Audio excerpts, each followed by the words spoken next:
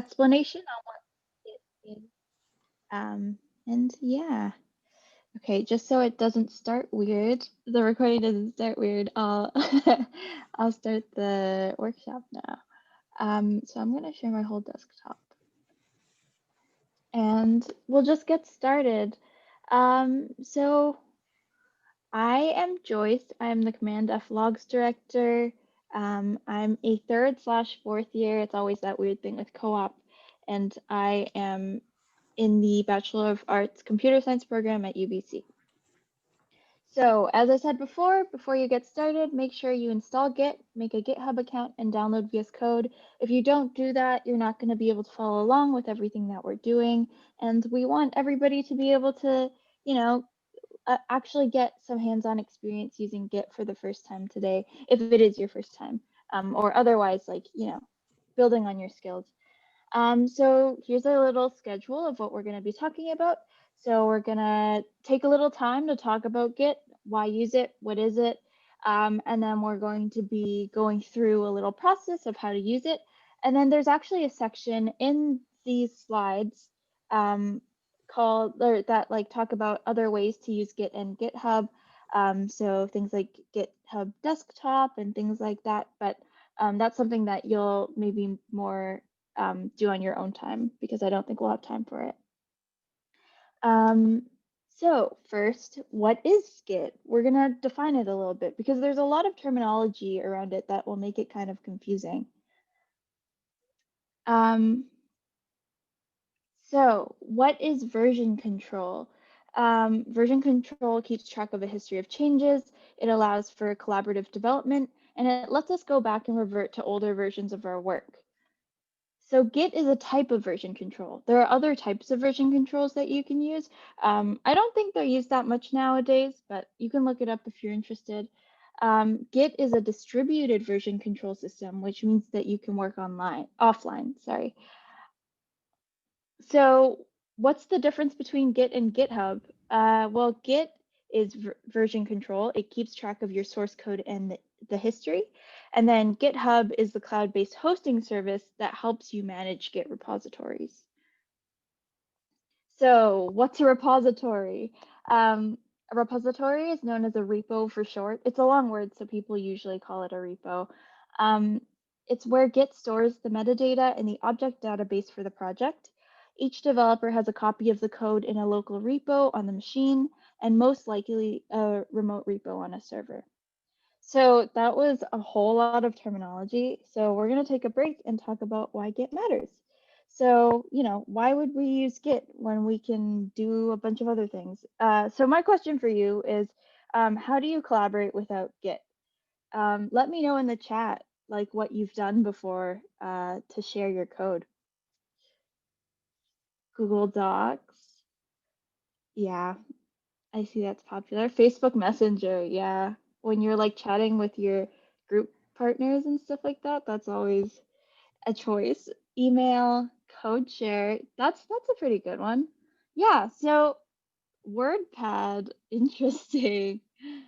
Uploaded, updated files. Yeah, honestly, like all of that kind of works, right? I had the same idea when I was thinking about this question.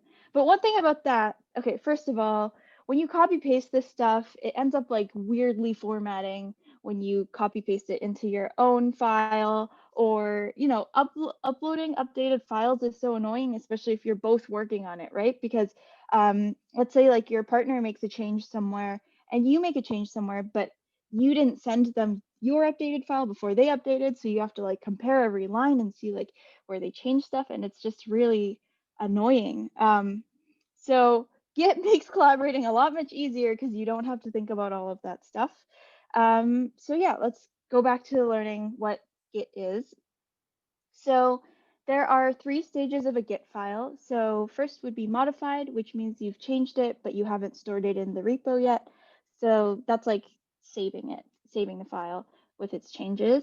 Staging the file, so you mark that it goes into the next commit to be stored in repo. You're saying, hey, I made a change that I want to add, and that's going to be stored later in the repo. And then committed means that you've stored it into the repo.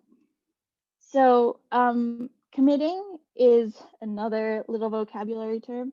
It's sort of like a snapshot. So when you commit, Git saves a picture of what your files look like. Um, so this little note that I have here, that version control systems tend to store a set of files and a list of changes made to the file. Here's a little example that I found online. So you see on the left side, other version control systems, they'll have this one file and then they'll store the changes that are made to that one file. Whereas Git has that one file that they, so wait, I'll use my mouse here to show that one file, and then it actually, when you commit it, it stores that file in that separate state. So it looks at like the different states that it's in rather than like what has been changed to the original state. So yeah, that was our little introduction. Let's get started. First, I actually have code snippets that I can send. I'm going to stop sharing for a second, or I'll pause sharing. And I'm going to send the links for the code snippets and the Google Slides in case anybody wants to follow along with that while I talk. Code snippets are really helpful. Oh, wait. Okay, I need to just send it here. Oh my God, someone said career pigeons. Yes, I wish I'd read that before I kept talking, but I love that. So I'll go back to sharing, and yeah, I've sent little code snippets in case you want to copy paste those instead of typing things in yourself. That's totally good. So what I want you to do is open up Visual Studio Code. I'll give you like 5 seconds to do that in case you're not sure where your app is. Okay, so from there, we're going to use the terminal on Visual Studio Code. If you know how to use terminal separately, go ahead and do that if you're more comfortable with it. Otherwise, we're going to use the one on VS Code. So on Mac, you can get that top bar to pop up, and you can click Terminal, and under the Terminal dropdown, there is a thing that says New Terminal. So we're going to go over this again. In Mac, you can just go up, you see Terminal, you open New Terminal. It should be pretty similar on Windows. Yeah, I'm not that familiar with Windows because I became an Apple sheep quite a long time ago. So we're going to start by checking if we've installed Git properly. So if we want to do that, we just do git -- version. And you see that for me, it says that I have this Git version here. So, oh, did I send the same thing? Sorry. Oh, no, never mind. Visual Studio, I'm not sure Visual Studio has the terminal option. So if it does, you should be fine, I think. But VS Code for sure has like the option to open up a terminal. It should, since it's an IDE, and they usually do nowadays. But yeah, so I'm assuming everybody's kind of checked if they have Git at this point. So now we want to configure your Git. This basically makes sure that your contributions can be identified and linked to your GitHub account to give you those beautiful commit squares on your GitHub profile. I'll show you what that means later if you don't know right now. But what you do for that is you do git config -- global user.name and then your name, so in quotations, so Joyce for me. So that means I've configured my name on it. And then I'm going to configure my email that I use with my GitHub account. So for that, it's git config -- global and then user.email and then just your email without quotations. So that's my email. Yeah, so that should be, I'm going to assume everybody's got that okay. Let me know if I'm going too fast. Then we want to check if your configs are done properly, because if they're not done properly, then you still won't get your nice little commit squares. So we want to do git config --list. And here you see user.name and user.email is properly attributed to me. Sorry, I'm just gonna check the chat because it seems like there's, oh, okay, yeah, the % sign is just, that's just my terminal. So in some terminals, it's a $sign. I'm not sure if there are other symbols that come. It's basically just to say like, or like what I think it does is like, it's just like everything you type after that is your command. Everything before it is not a part of your command. Wait, Joyce, I'm going to quickly interrupt you to say, like, if anyone runs into any issues that might not necessarily apply to everyone, then some of us are available to help you. If you just go to Discord under activity banter, there's a category called Git 101 and then activity banter, and you can just like ask about that, and then we will have some TAs on hand who will help you in that tech channel. No, sorry, continue on. Yeah, no, thank you so much, Maggie. That was a really helpful thing. Because I can't answer every single question while I'm going through the workshop, and also because sometimes like issues come up that are really like specific to your situation. The best place to go if you have any questions is to go to the activity banter channel.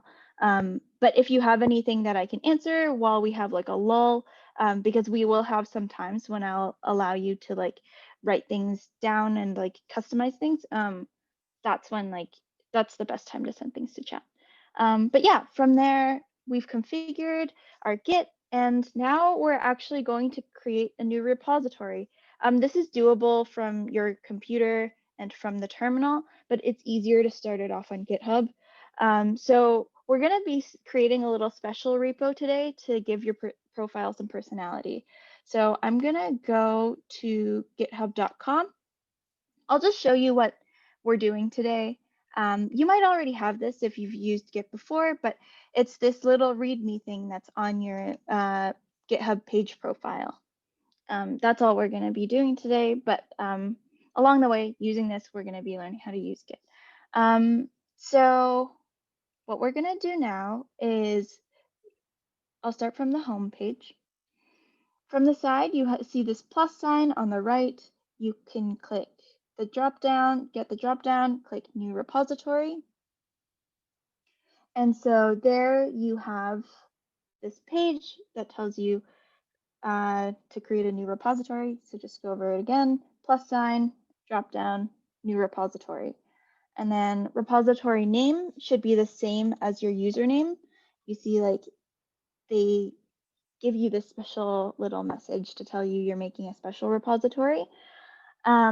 And you want it to be public, and you want to add a README file. So going over that again, we're on this create repository page.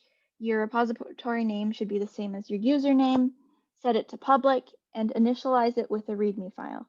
That's all you need to do for this one. And then you click create repository.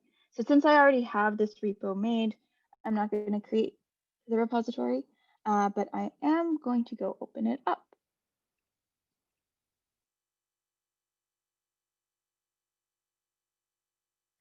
Sambina, I just want to say if the git config list, or if anything is giving you an error, I would just message the Discord, because the TAs will be able to help you. Maggie, do you want to mention where the Discord channel is again? Yeah, so if you go to the channel list, there should be a drop down, there should be a category on the left called Git 101 right there, like near the. Oh, there we go. Yeah. So go to activity banter to ask you questions. And yeah, Rebecca's posted some of the set of instructions in case you missed it. Yeah. Yeah, so there's also this assistance one where you can get paired for a voice channel to talk further about your issues. But yeah, I would suggest going there if you have any issues while we're doing this. So yeah, I already have this repository, so I'm gonna go into it, but you should end up on this page.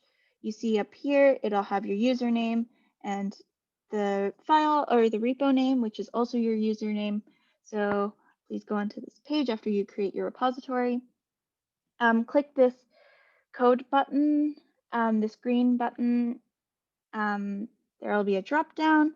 Make sure that clone is set to HTTPS and click this clipboard button so that you copy the URL. So the green code button, HTTPS, and then copy the URL.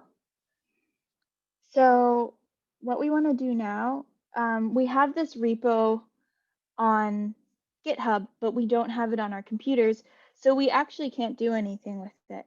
So we're going to want to clone the repo onto our computer. So what I'm going to, this is an extra little step that isn't in the code snippets just because it's where I want to place my repo. But if you have a specific folder in your computer where you want to store the file, you would just go CD and that would go into the folder from where you are on your computer. So right now I'm in my like home folder or whatever it is, and I want to go into my documents folder. And inside my documents folder, I have a GitHub folder with all my repos in it. So I want to clone into that, so I do that. But if you want to just clone it wherever onto your computer, you don't need to do this CD stuff.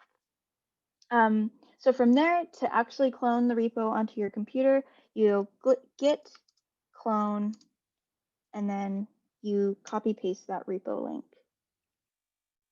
So quickly just repeat that. Most important thing from what I just said, git clone and then copy paste that repo link that we got from GitHub. Okay, so from there, we want to add some code. Yay! It's really just Markdown, so it's kind of like plain text. But what we want to do is open up this file. So I'm just going to go File, Open, and then I put mine in my Documents folder. Oh, wait, no. Documents folder under GitHub. There we go. So I'm going to open it up. So just navigate to it however, wherever you put it. Again, File, Open, and then navigate to it however your File Explorer works. And then at the side here on the left, you have the sidebar. If you click this little file icon, and then you can click Readme Md, and this is where your little code goes. So this is where you are going to write about yourself and do a little bit of changing so that you can tell people about yourself on your GitHub profile. So on the slides, I have a slide for this. Ooh. On the slides, we're pretty far in. Here we are. So I'll give you 10 minutes to write what you'd like to share with the world. Please react in Zoom and let me know if the workshop speed has been going okay for you so far, or you can mention it in the Discord or in the chat. And when you're done doing any editing, just save your file with Control S or Command S, whatever you like, or I guess depending on whether or not you're a Mac or Windows user. And then after that, in terms of Git stages, your file will be modified. But yeah, all time 15 or 10 minutes for you to write down whatever you want your little bio to be.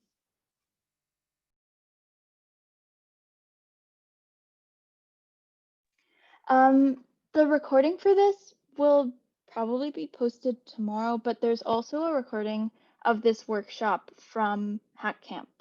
I think I went a little faster for the first time that I did the workshop, but it is on YouTube, on our nwPlus YouTube.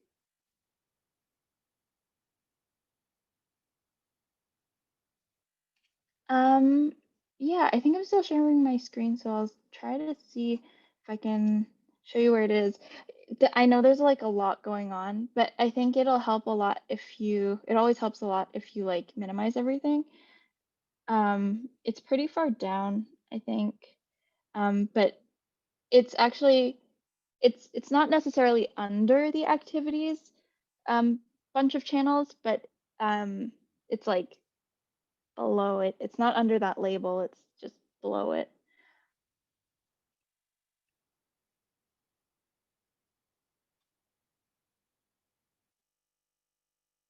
Thanks for sending the YouTube stuff. But yeah, I'll set a 9-minute timer since I've been talking so long. But yeah, take time to write your little bio. I'll answer any questions if anything comes up.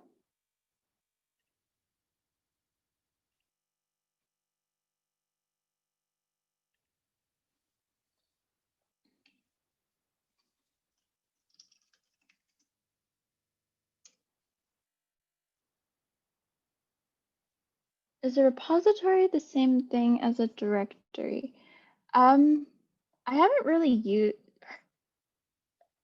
heard anyone use the name directory for repository, so I assume no. I think it's directory is more generally kind of talking about file structure, I'm pretty sure.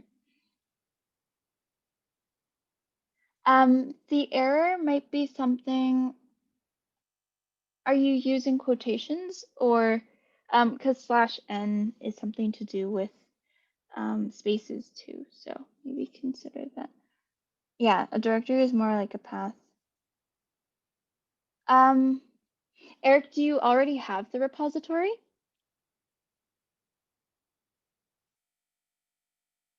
Oh, and Naz, you don't need to use the brackets. So without the brackets, it should be fine.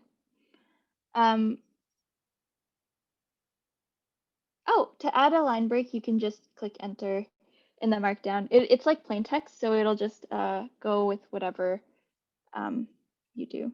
And just a reminder, in case anybody's stuck, after you clone the repo, all we want to do is open up the file. So just navigate to it in in your file explorer, and then from the sidebar, click the readme.md and make some changes to the little bio thing. And that's all we're doing for now. We're gonna move on after a couple minutes so everyone gets a chance to write whatever they want to write.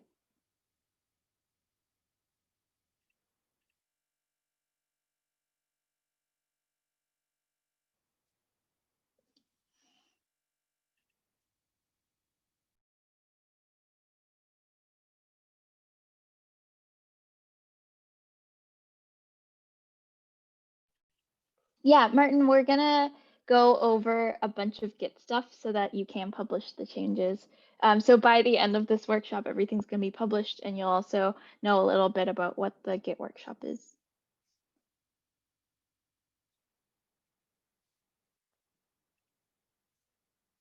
If you want to, you can look forward in the workshop slides, but we are going to be going over it, so.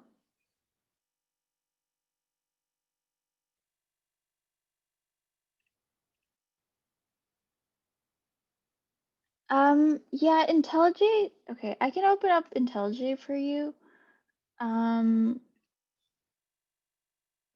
To kind of demonstrate since we're still, in our little writing time for people and letting people finish up. Ooh, I don't know what I can open. I think this is, oh wait. Oh, I don't even have some of these anymore. Okay, this is an exercise from CompSci 310, so I think it's okay if I open it. So IntelliJ, version control stuff is under here, VCS, but I've never really tried to open up terminal in IntelliJ just because it's a kind of IDE that does a lot for you. So I'm sure it's doable. You can probably actually look for it. Oh, there we go. Tool windows, view tool windows, and then terminal. So yeah, here it's opened up terminal, and you can do everything that we've just done in VS Code in IntelliJ that way. So view, tool windows, and terminal for VS Code. Or sorry, IntelliJ. I'm gonna close IntelliJ because it makes my computer very noisy. No problem.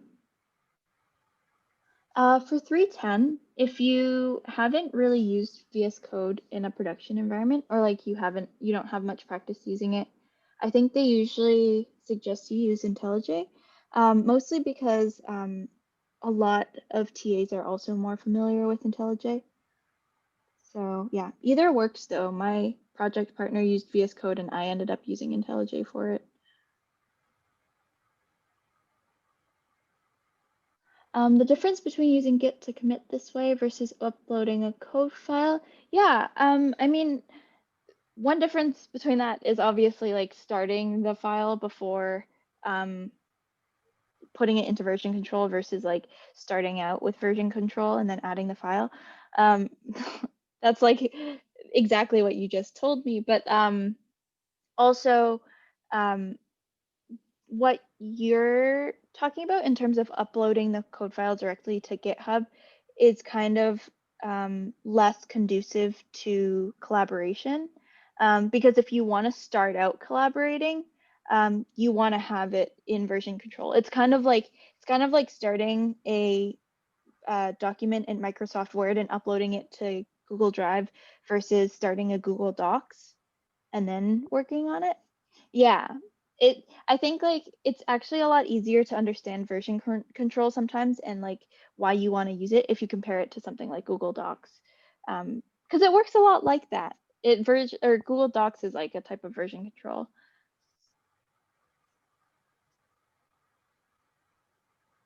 So we have about 2.5 minutes left for you to keep making changes.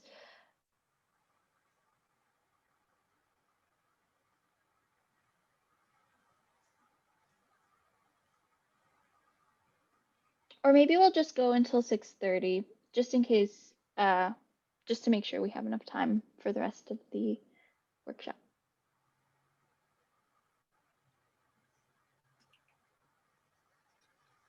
So 1 minute, I guess.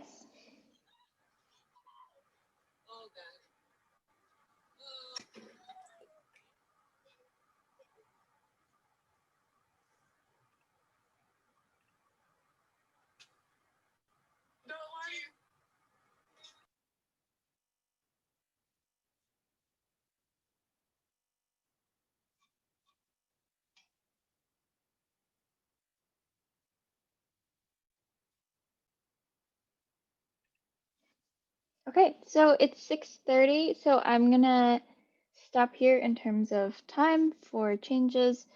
Since I already have something written, I'm gonna change some punctuation or something.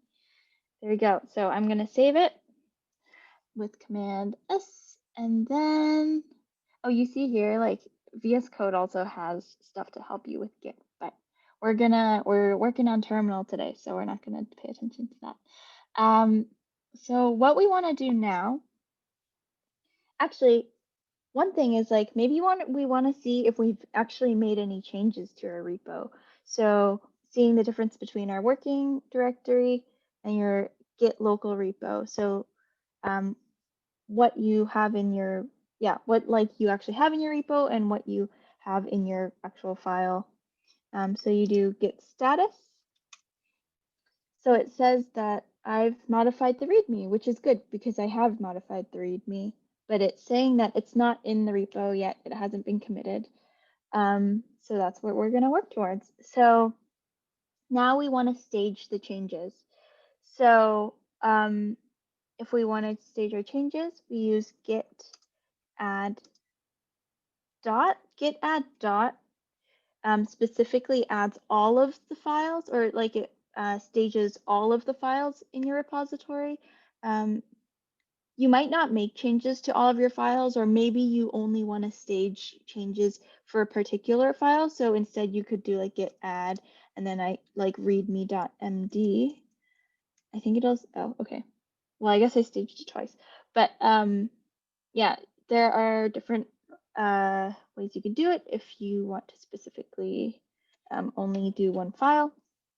And then we're going to commit it. So we're actually going to kind of add it into the repo. So what we're going to do is git commit -m, and then you write a little commit message. So I'll just say changed punctuation.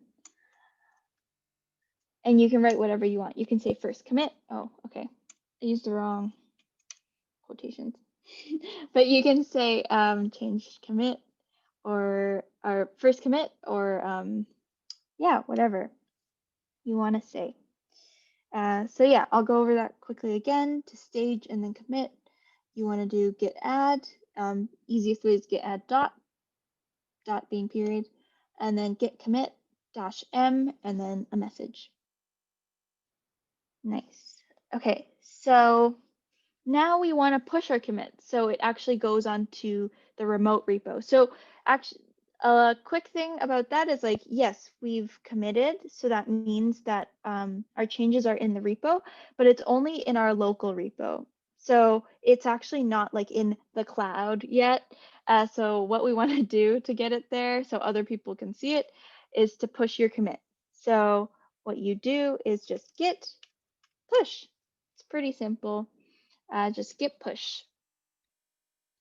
And then, yeah, it's been pushed up. So I can show you the changes there. So you see now, right now, this is a period. If I refresh, it should be an exclamation point.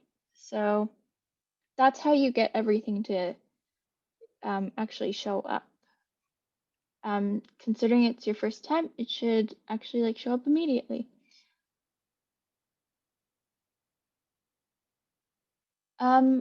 Aleem, are you using the Windows terminal or Windows is kind of weird in terms of the different terminal choices they have. If you're on VS Code, it'll oh, okay. Maybe get some help from the TAs on Discord because I think other people are a lot more familiar with Windows than I am. Using Bash is similar, but it's not the same. What if two people change the same file at the same time? Yeah, so that's when you get a Git or a merge conflict. So we're going to talk about that later. And that's why we're going to talk about branches as well. But we will bring that up in a second. Oh yeah, one thing I guess I don't think anyone's specifically having this problem right now. But there's potential that like if you closed your terminal, you're going to have to CD into the repo again. Which means like you go back into the repo to make sure that your computer knows that this is the specific thing that you're committing.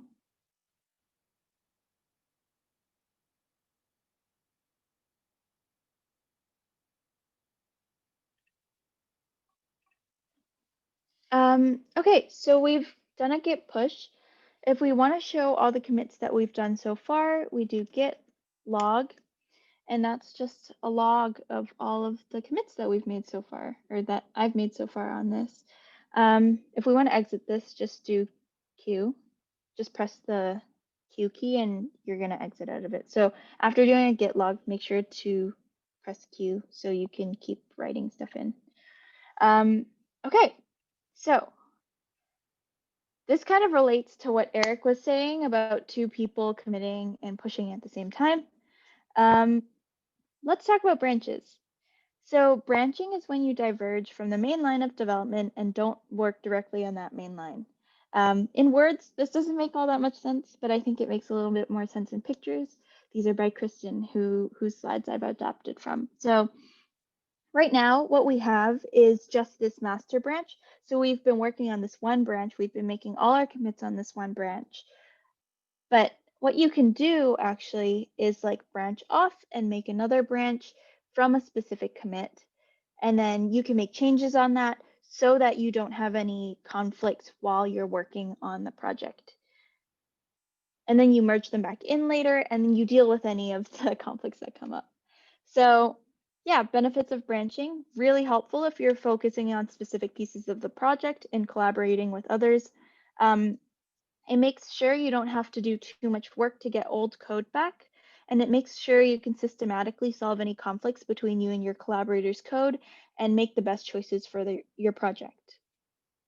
So to make a new branch, what we're going to do is do git branch and then the branch name. Let's just call it new branch. So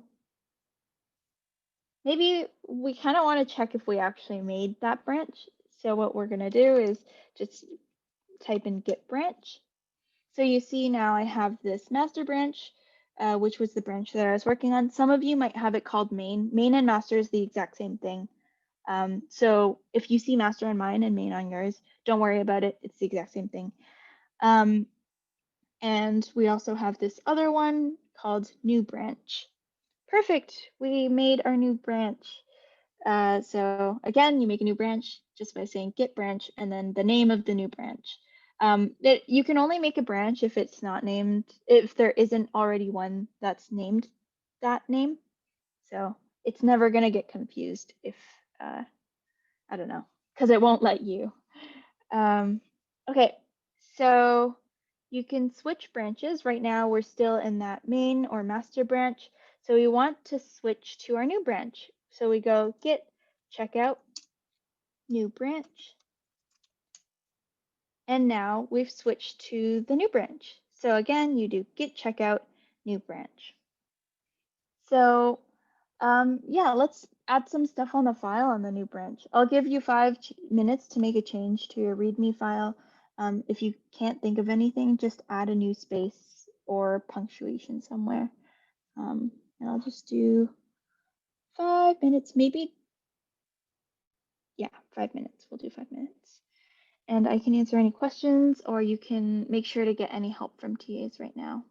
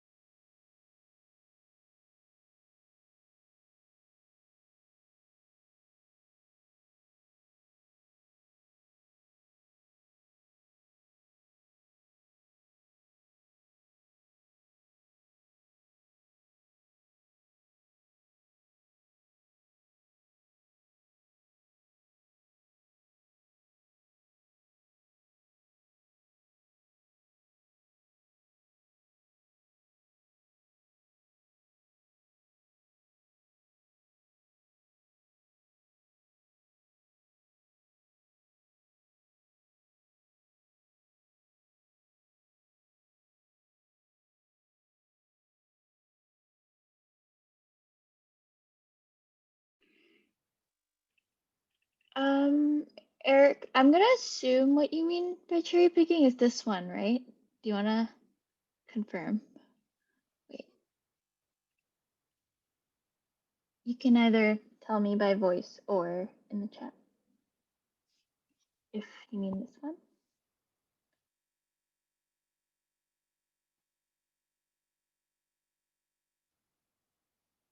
Oh, in IntelliJ. Ooh. Okay.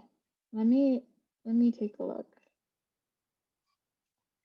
I assume it's something to do with commits or or changes. So it might be like, oh, you've modified your file, and just to kind of like show you that it's been modified.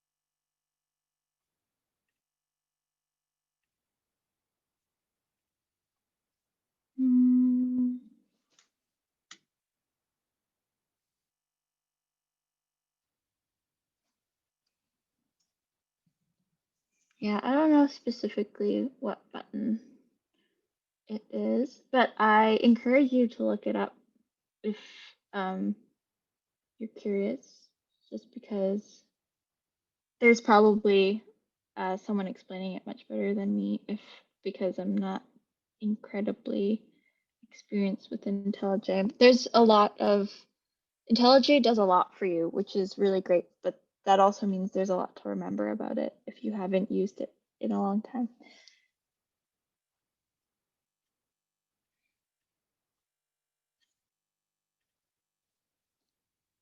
Okay, so about 1 minute left, 1.5 minutes left.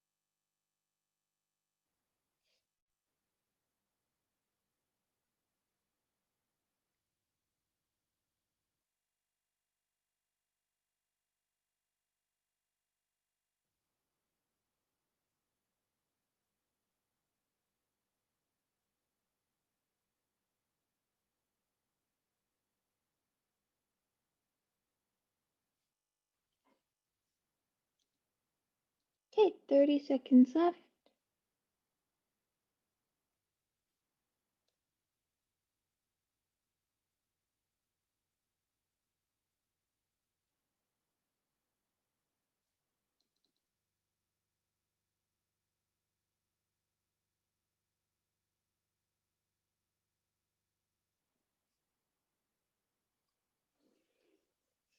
Okay, I'm gonna end it here, and I'm going to make some changes to my file. Okay. What if I just change this back? Okay, yeah, I just changed the piece of punctuation. So then we're just gonna want to stage and commit it again. So as you know from before, you can do git add dot and then git commit dash m and then the message. Really fun little trick where you can do both at the same time. Because most of the time, if you're I think a lot of people when you're staging, you're also committing. Like you're going to do it together anyway. You can do git commit dash am and then your message. Okay. And then it does both at the same time. So it's like one less command for you to write in. So again, you can do git add dot and then git commit commit dash m and your message, or you can do git commit am and your message. And git commit am is just a lot faster. I like it because it's fun. Okay, so now we've made this commit in our new branch, right? You can see here, it actually says new branch and commit. So what we actually need to do, our branch has only been created on our local machines, so we'll need to use a special command to push our branch up to the remote repo. So what we do is git push -u origin and then the branch name. So ours is new branch. So we do, again, it's git push -u origin and then the branch name. For us, it's new branch. Yay! So it says branch, new branch, set up to track remote branch from origin. So it means that it's actually up in the repo now. So just to share what that looks like. Right now, it's actually called new branch instead of test for us, but new branch is ahead of master or main by one commit because we've made that one change. So so now we want to merge them, right? We've made this change. We want it to show up on our little bio thing, but we made this change in another branch. So it's not actually going to show up. It's only going to show up if the change exists in your master or main branch. So what we want to do is actually merge our branches so that our changes in our new branch go into our master or main branch. So what we're going to do is git checkout master or main, depending on what yours is called, to go back into the master branch. So if it's called main instead of master, it's just git checkout main. And then what you want to do is from master, you say git merge, and then the branch name of the branch that you want to merge with. So here we're saying, hey, like I have this new branch, I have these changes, and I want to merge these changes. I want to merge these branches together. So the changes that I made in my new branch go into my master branch. So through these little pictures, that means that this has happened. Master has this new commit where the changes of your new branch are merged into it. So one thing is that branches can create conflicts when you merge them, and you likely won't have any conflicts because we didn't make any changes to master or main before merging that new branch in. But if you come across a case where you get a merge conflict, you're going to need to manually edit the files and then mark them as merged with a git add. I think they might go over this in Git 201, but even if they don't, it's pretty simple. All you need to do, it'll say, oh, there's a merge conflict. There's an issue here because you made a change in this area and your partner also made a change in this area and it was in the master branch and you merged into the master branch. You just go to the file in VS Code or whatever IDE or editor that you're using, and then you edit to pick which pieces of code you want to keep, and then you do a git add, and that's how you resolve a conflict. So one thing we're going to quickly talk about before we go is pull requests. So you might want others to review your code before you push to master. You also might want to share code that's incomplete. It's also not that great to work on master and push to master. It might break other people's code. So yeah, branches allow you, as I said before, to systematically kind of figure out what, how to like repair conflicts and also like what to keep and stuff like that. So after pushing your new branch to the remote repo, you can actually create a pull request to merge it with master. So what we did was merge it through the command line, but a lot of the time when you're working with other people, you're going to merge branches with a pull request because you want to make sure that they're okay with it before you merge it in. So I'm going to show you what that looks like on GitHub. So here, it's already updated. Amazing. So it says new branch had recent pushes less than a minute ago. It says, hey, you made this new branch on your repo and you should make a pull request if you're ready to share it or ready to merge it into master. So what we're going to do, just to get a sense of what making a pull request is like, we click compare and pull request. And here it opens the page that tells you to like open a pull request.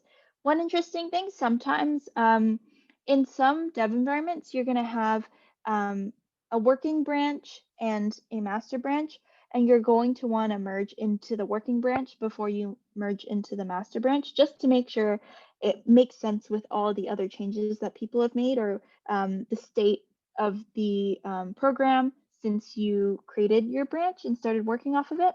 But for us, we only have master. So we're saying, hey, let's merge this new branch into master.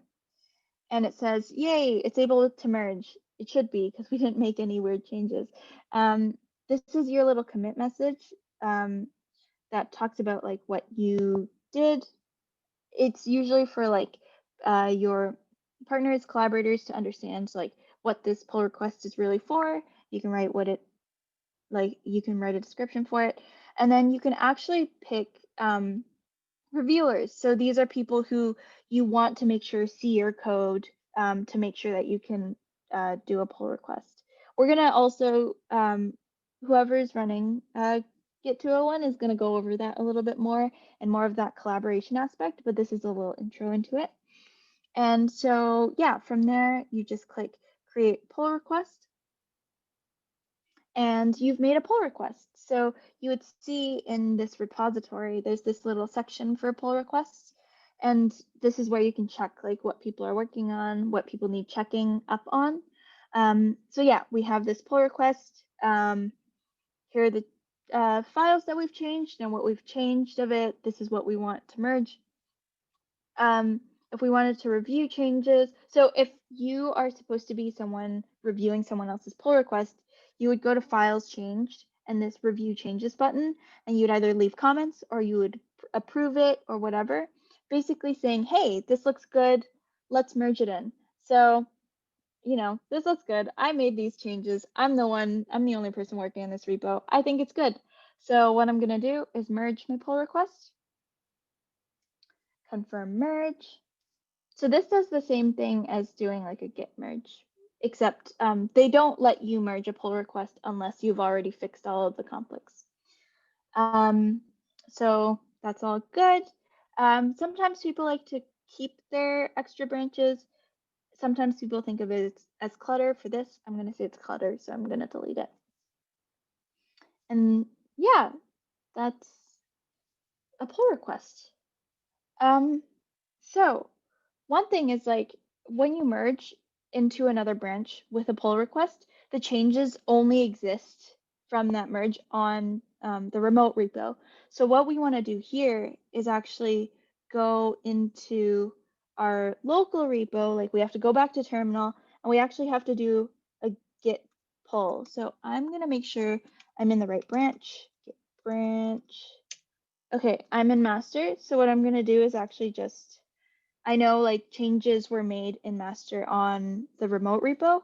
So I'm going to say git pull, and it's actually going to pull all of those changes from that pull request and that merge from the pull request onto my local repo. So yeah, whenever you make a pull request, make sure that you do that git pull on your local machine just to make sure that you have those changes and you're working with the most recent stuff. I see that the chat's going off a little bit, so I'm going to take a peek at it before I talk about this last slide. Oh,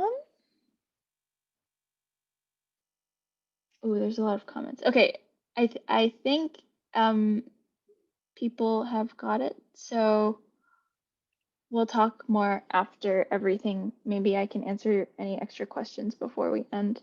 I'm just going to go over this first. So shortcuts and basic team workflow, what you'll usually do, make a repo on GitHub, share the link with the team, everybody clones it. Someone will make a branch and work on stuff on that branch. They're gonna push that branch up to the remote. They will make a pull request. Most of the time you want people to review it first, so people will review it, they'll approve it, and then you'll merge the pull request. And then everybody will make sure to do git pull on that master branch to get the changes. And you just repeat until your project is done. So yeah, that's actually everything. If you're curious as to like what else you can do with Git, I have more slides at the end of this slide deck, but that's it.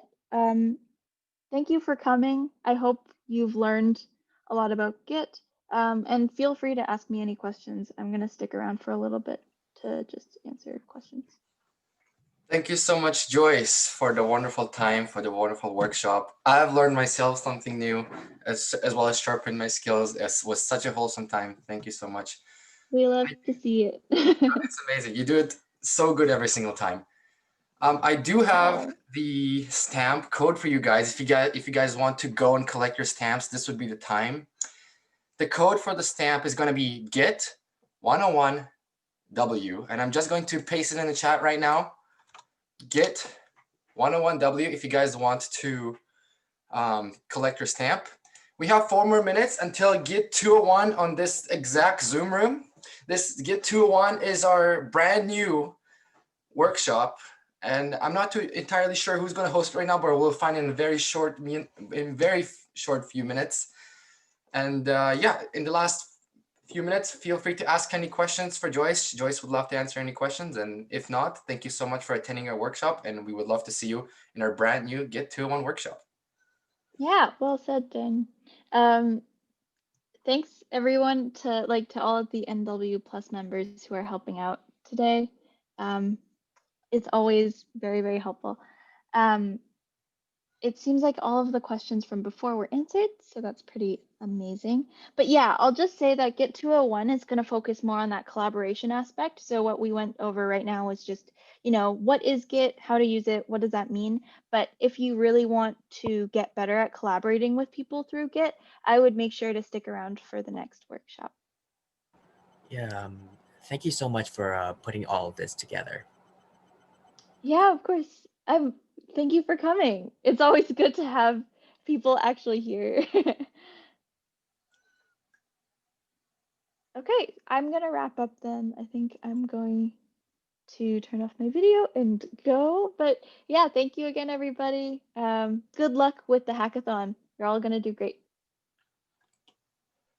Matthew, for your question in the chat, if you need to look at the Git 201 workshop, if you didn't fully understand this one, I would say it's up to you. Git 201 is essentially a continuation of this workshop. It's going to have slightly more advanced topics, but if you stay, there's nothing to lose. You might learn something new, and then once you come to review Git 101, in case you would like, it could be much easier with the additional concepts that we are introducing.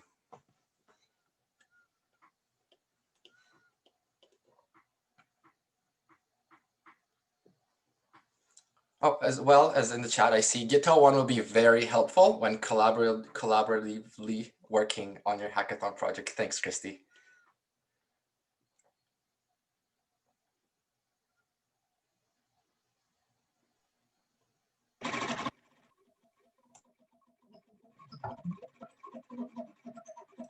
Just as a reminder, the code for the stamp, if you guys would like to collect your stamp, is going to be Git 101 with a W in the end. Thank you everyone for coming, and please stay for Git 201. It's going to be an awesome time. GP, are you going to be our host today? Yes, guys. Hi, I'm back. Yeah, we're gonna be doing Git 201, the continuation per se of Git 101. So it's gonna be very excited. How is Joyce? Is Joyce still here? Joyce I'm still here. Hello. Hello. How'd it go? How were the hackers? It was good. It went better than the first time, I think, because we got a lot fewer questions. I was like, Oh, they must be smart. these are smart people. Yeah. These are smart. These are smart hackers. Exactly. Let's go. We like that. We like that. Really Also, just to answer a previous question, yeah, if this was kind of difficult to grasp